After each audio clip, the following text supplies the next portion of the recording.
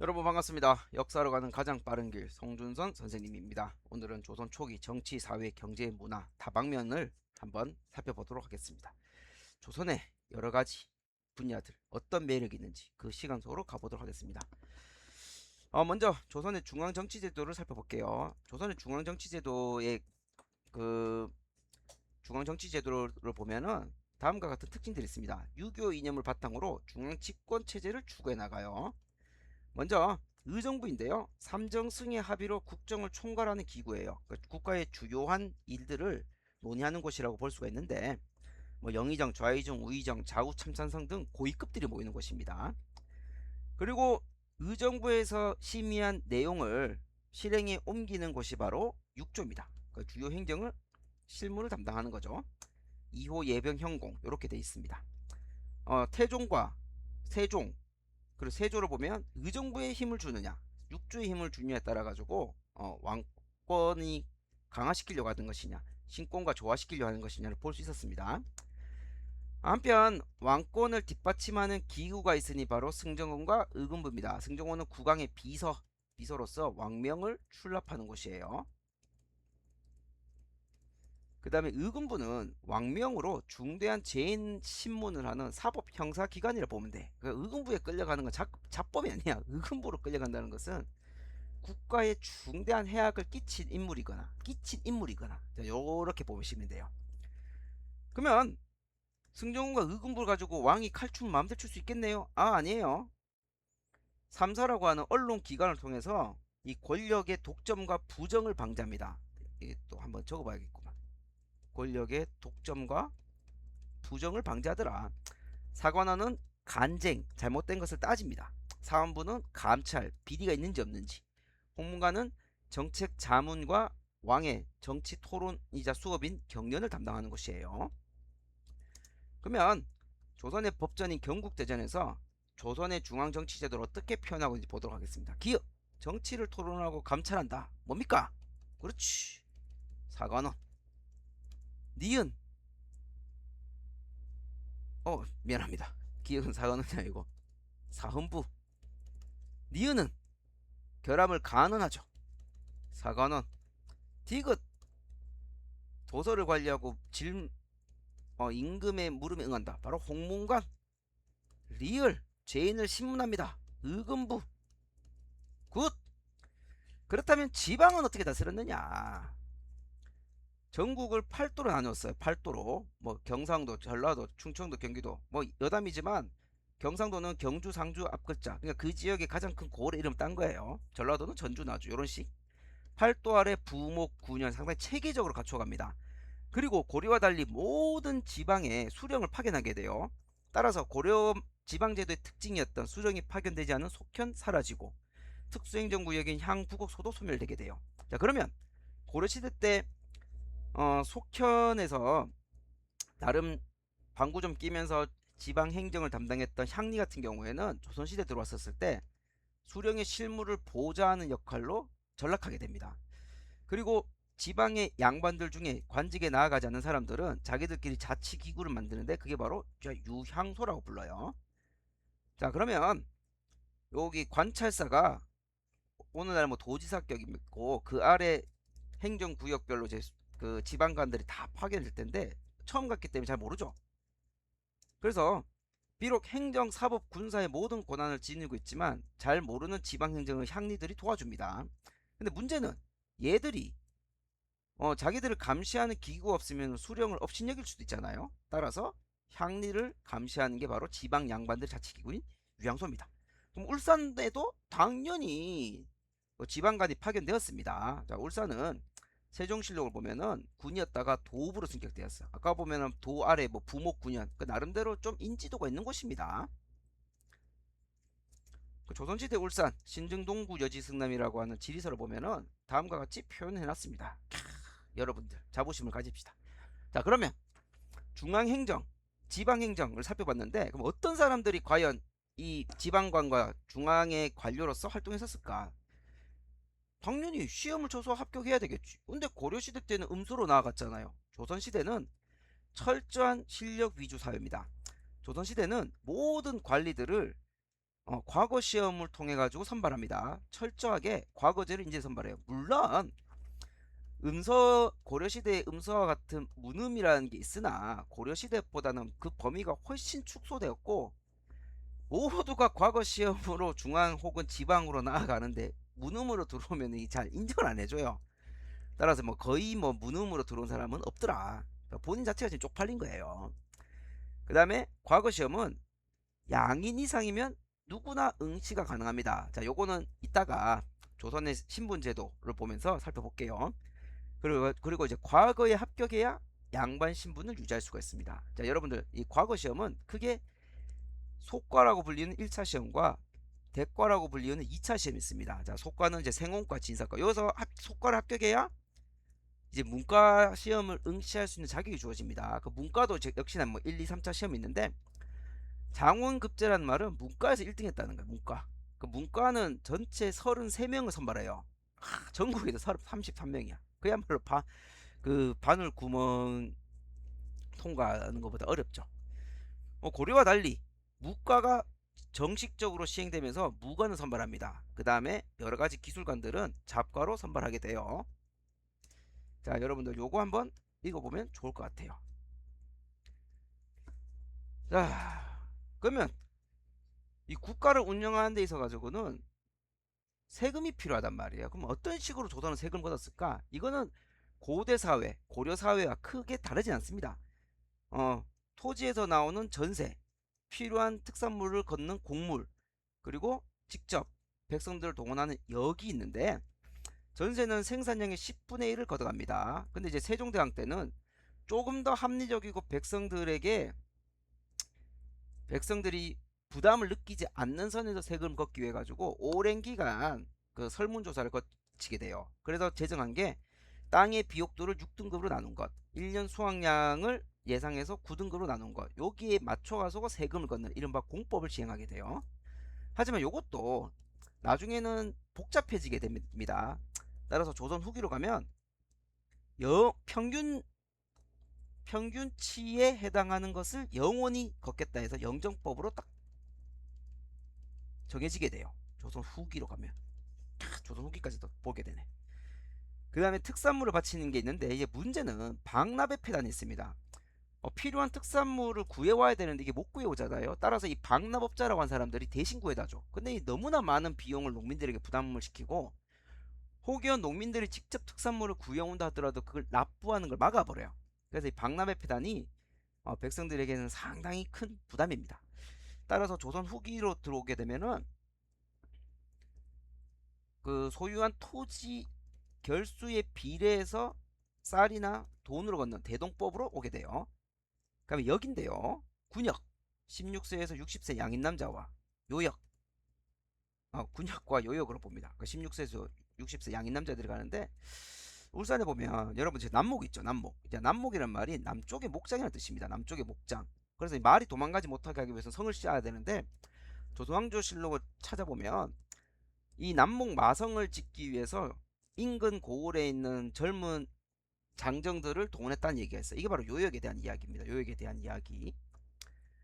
이 군역도 나중에는 부담이 되니까 조선 후기에는 이제 균역법으로 세금 제도가 개편이 됩니다. 자, 그러면 어쨌든 제일 중요한 거는 이 전세인데요. 특히 토지라고 하는 것은 당시 관료들의 생활을 지탱해주는 뿐만 아니라 농민들 삶에도 직접적으로 영향을 주기 때문에 상당히 중요하고 조정이 관심을 가지는 분야입니다. 그래서 조선이 건국되기 전에 과전법을 통해서 경기 지역에 한해서 토지 개혁을 한번 했었죠. 근데 문제는 전현직 관리에게 주다 보니까 그 수조권, 그 토지의 수조권이 부족해지게 돼요. 그래서 세조 때는 직전법, 현직 관리에게만 수조권을 지급합니다. 그리고 이제 성종 때는 이마저도 안 되니 국가가 관리에게 직접 지급하는 그러니까 수조권을 주긴 아니라 국가가 걷어서 관리에게 지급하는 관수강급제로 이어지게 됩니다. 이마저도 나중에 안 되니까 이제 녹봉으로 대체가 되게 되죠.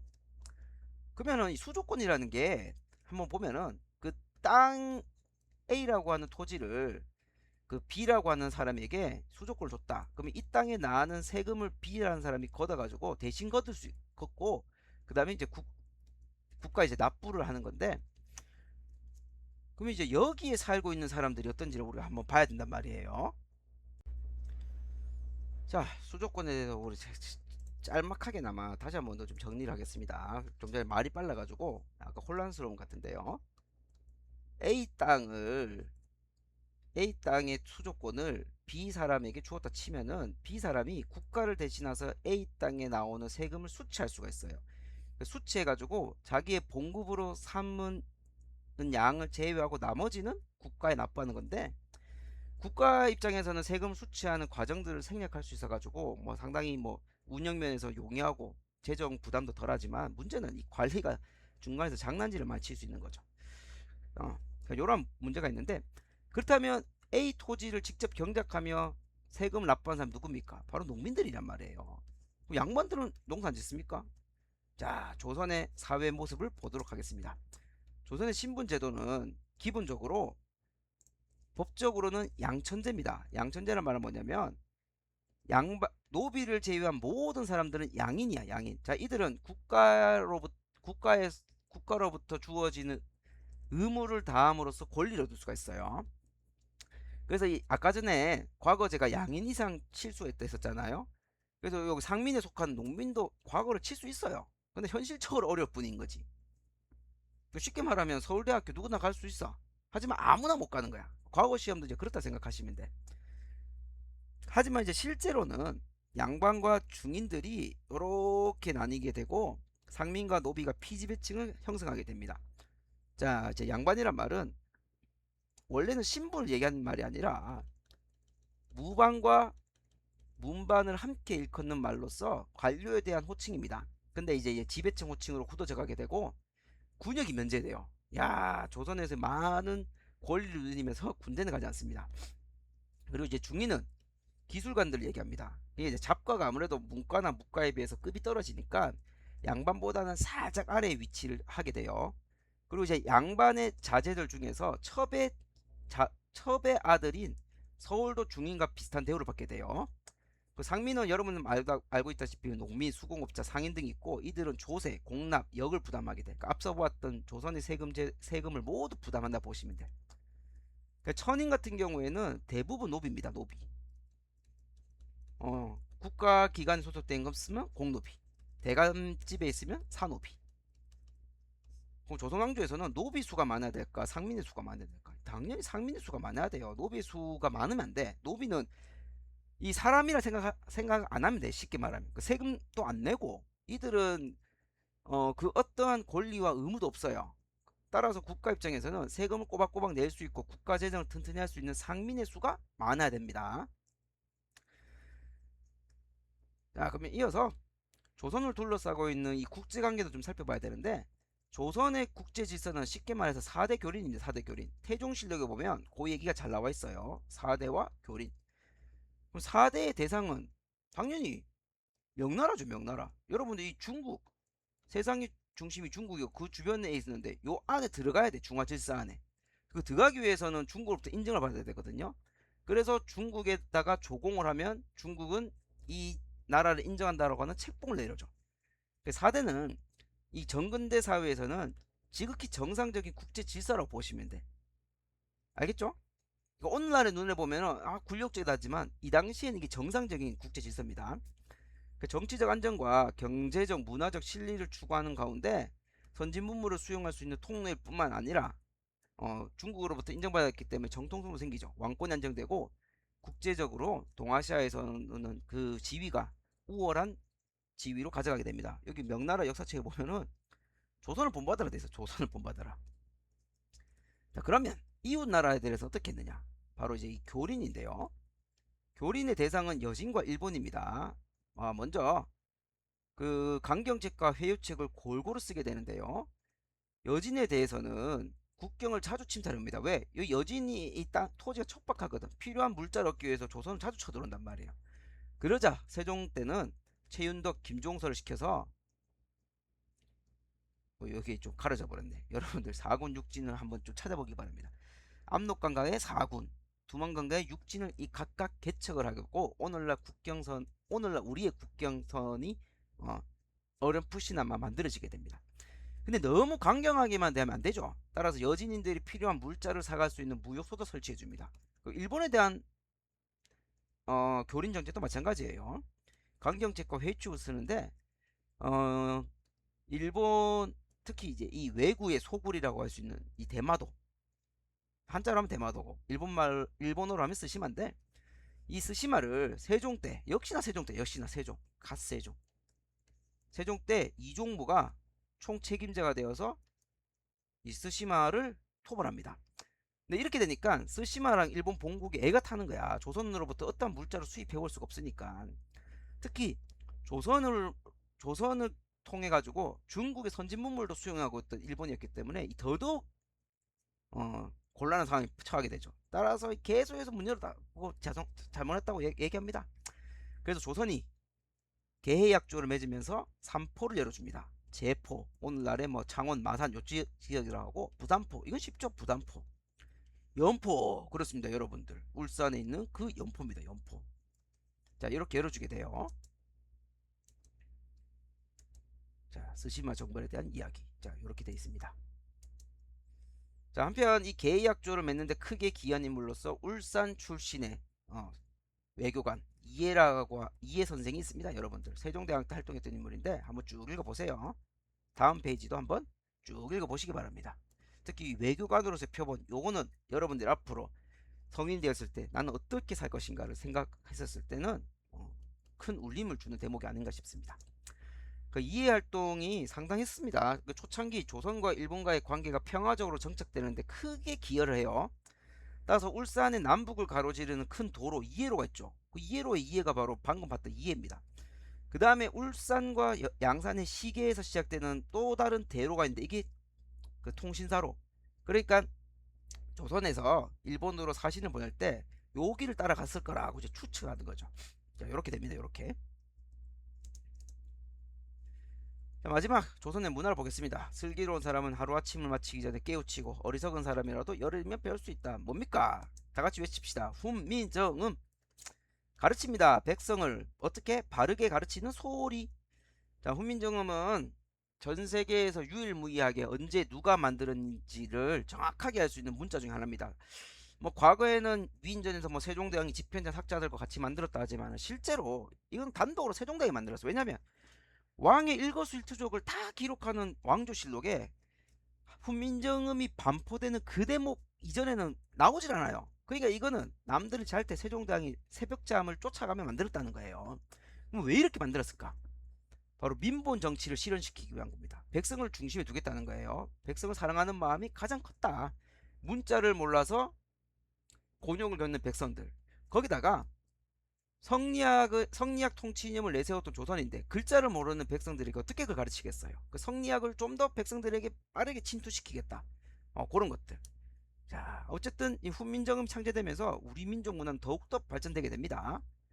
그리고 훈민정음으로 만들어진 책들, 뭐 용비어천가라든가 삼강의식도 같은 게 있죠. 왕실의 권위와 유교윤리를 보급하기 위함이다. 그다음에 역사서 편찬에도 조선은 크게 심혈을 기울입니다. 그 고대사 그러니까 삼국시대까지의 역사를 정리한 동국통감이란 책, 그리고 이전 왕조였던 고려에 대한 역사를 정리한 고려사와 고려사 전류가 있습니다. 그래서 이 고려사 전류에 나와 있는 이야기들은 조선인들 입장에서 다소 뭐 윤색된 내용들 좀 있습니다. 그 다음에 조선시대에 자랑할 만한 역사서가 바로 조선왕조실록이에요. 조선왕조실록. 자, 왕조실록은 그 현왕이 죽고 나면 다음 왕이 바로 그 전에 왕들, 그 죽은 왕 때 만들어졌던 수많은 기록들을 모아가지고 수정 편집을 해서 만들어진 거예요. 그래서 뭐 전국에 사고를 만들어서 보관했는데, 이게 임진왜란 때 전주를 빼고 다 불타버리거든. 그래서 임진왜란이 끝나고 나서는 산 깊숙한 데다가 백업 장치를 많이 마련하게 됩니다. 그다음에 지리설을 볼 텐데, 혼일강리 역대 국도지도, 팔도도, 동국여지 승남 등이 만들어집니다. 특히 이 중에서 한능검과 관련된 거는 혼일강리 역대 국도지도입니다. 이게 이제 소중화 의식을 보여주는 건데, 우리가 중국 못지않은 문명 국가라는 거예요. 조선의 땅 크기가 뭐 비정상적으로 크죠. 예. 그 다음에 이 동국역 팔도도에 있는 그 뭐야, 아, 이 동료도네. 동료도 지도를 한번 볼까요? 울산 여기 딱 있죠, 울산. 한번 한자라 차근차근 하나씩 읽어보면 좋을 것 같긴 한데, 보자. 여기 보면 동대산, 동구에 있는 동대산이죠. 그 다음에 유포, 그리고 여기 벼감진, 아, 파련진이 있네, 파련진. 그 다음에 목장 있는 곳이네요. 그 다음에 여기 이거 방어진 여기 있죠, 방어진. 그다음에 연포, 그리고 오늘 학산공원이 있는 도산, 삼산 지역은 여기 이렇게 좀 있고, 그다음에 처용암도 있고요.